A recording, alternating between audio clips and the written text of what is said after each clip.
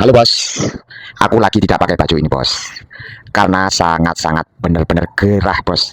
Ya tahu sendirilah bos, akhir-akhir ini cuaca sangat-sangat panas ekstrim bos. Apalagi bos, kalau siang hari, kerjaku bukan di kantoran, bukan di ruangan ber-AC, melainkan kerjaku adalah di bagian lapangan bos, di bagian panas-panasan. Oke bos, tidak usah membahas itu. Pertama-tama saya ucapkan Assalamualaikum warahmatullahi wabarakatuh. Salam berjumpa dan salam bertemu lagi bersama channel aku Garuda Muda. Piye kabari? Bagaimana kabarnya? Semoga baik-baik saja, sehat-sehat selalu, dan dilancarkan rezekinya. Plus dipanjangkan umurnya. Amin amin ya robbal alamin. Bos ya, tinggal 2 hari lagi tim nasional Indonesia akan menghadapi pertandingan perdananya di round 4 kualifikasi Piala Dunia melawan Arab Saudi bos. Bos, bila ingin mendapatkan peluang besar untuk lolos ke Piala Dunia, kuncinya adalah tim nasional Indonesia harus wajib memperoleh kemenangan di pertandingan perdananya melawan Arab Saudi. Kenapa saya bilang begitu bos? Tentunya saya bukan asal omon-omon saja bos, dan pasti ada alasannya yang masuk logika bos. Bos, kita anggap saja Arab Saudi itu adalah pintu gerbang awal menuju jalan ke arah Piala Dunia bos. Meskipun jalan berikutnya rintangannya sangat besar bos, setidaknya gerbang itu sudah kita jebol, dan akhirnya tim nasional Indonesia mempunyai jalan di menuju Piala Dunia bos ya. Kenapa tim nasional Indonesia wajib menang?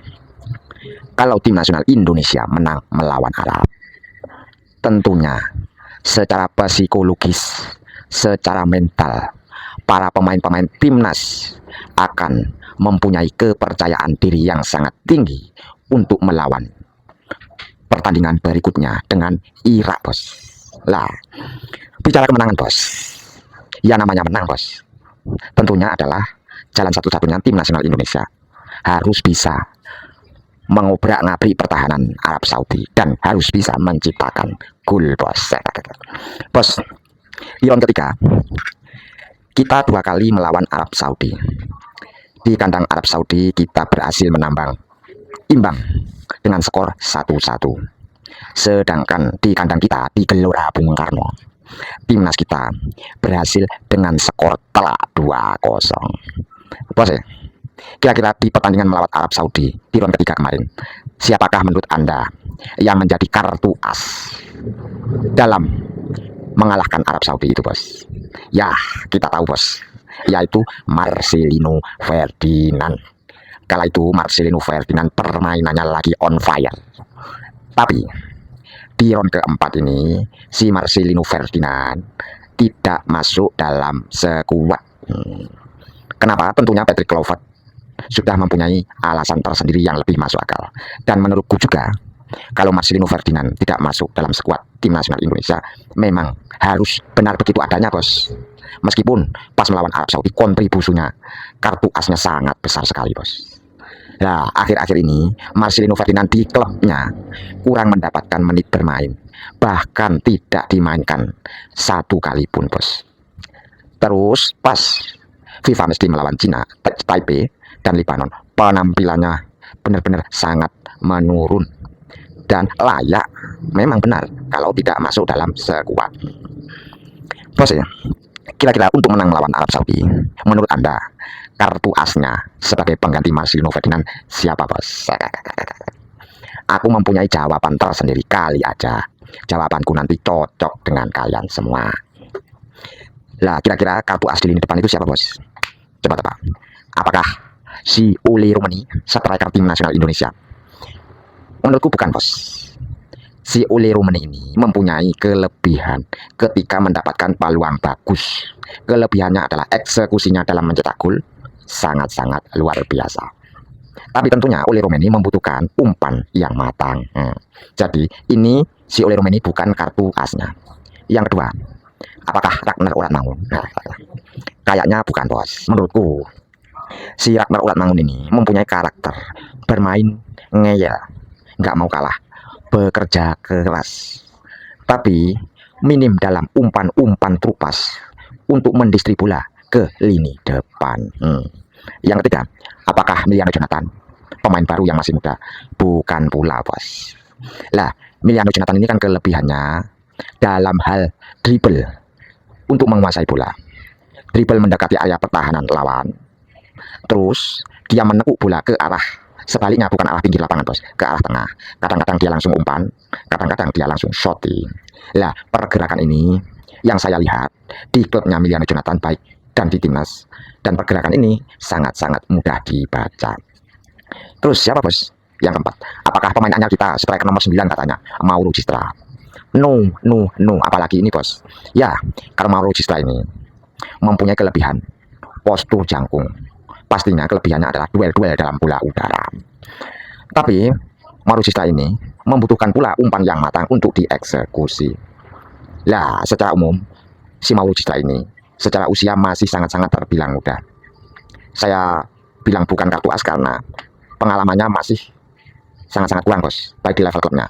Bahkan usianya masih lebih muda daripada Emiliano Jonathan. Terus siapa lagi? Apakah di gym dijadikan winger atau sayap? Kan mempunyai umpan-umpan yang sangat bagus, umpan lambung. No. Memang saya akui di gym itu memiliki umpan lambung menuki yang sangat luar biasa dan dapat dimanfaatkan oleh pemain depan.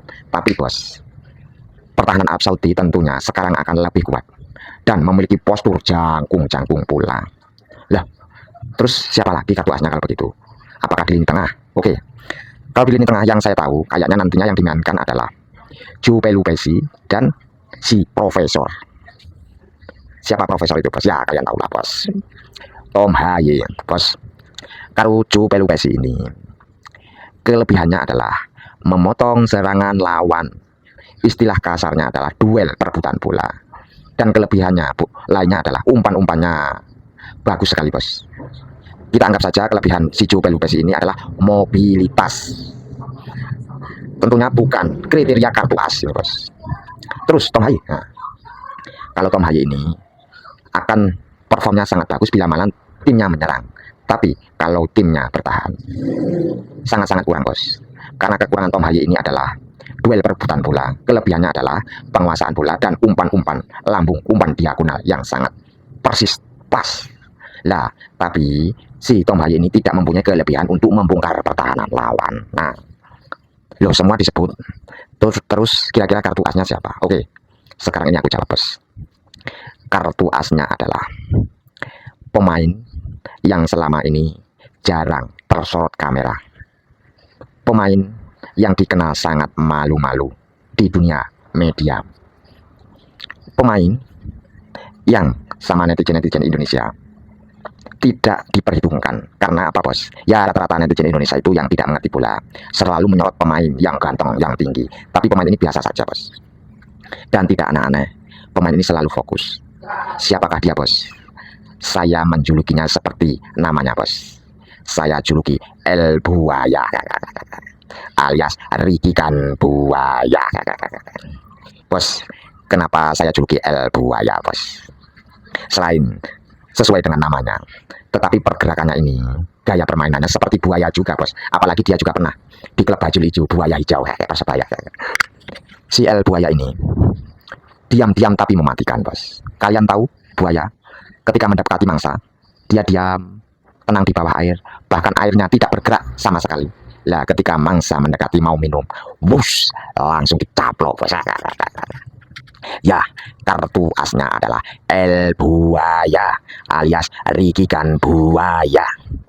Bos, di zaman pelatih Coach Sintayong, Rikikan Buaya ini selalu masuk dalam skuad Indonesia.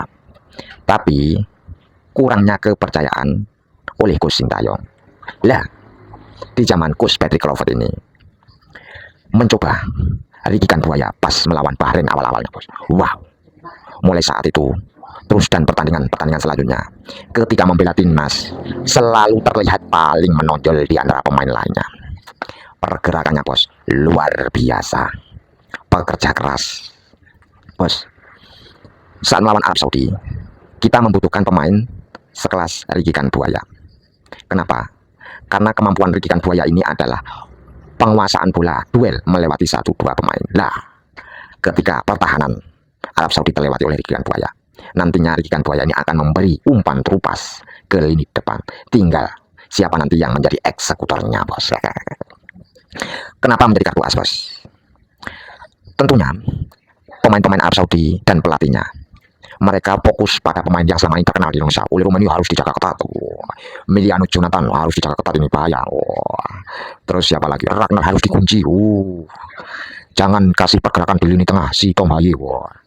Dan Arab Saudi tidak membaca ini, bos, karena Ricky Buaya jarang tersorot kamera. Ini, bos, ini menjadi kartu as tim nasional Indonesia El Buaya untuk membongkar benteng pertahanan lawan dan menciptakan sebuah gol dan kemenangan, bos. El Buaya alias Ricky Buaya, bos. Dulu kartu asnya Marcelino Ferdinand, tapi dibanding Marcelino Ferdinand, menurutku ini, bos, tapi kan penilaian kita berbeda-beda. Si Ricky Buaya ini jauh lebih mantap kemana-mana, bos, daripada Marcelino Ferdinand. Cara gaya karakter Ricky Buaya ini diam-diam tapi mematikan. Wow, dan permainnya di level klub Dewa United maupun di timnas selalu konsisten, luar biasa, stabil, mantap. Oke, bos, semoga El Buaya nanti bisa perform luar biasa sehingga memborbardir pertahanan Arab Saudi dan memberi umpan terupas, umpan trivela terhadap lini depan, dan lini depan tinggal mengeksekutor, bos, untuk menjadi gol. Ibaratnya nasi sudah disendok, pemain lini depan tinggal.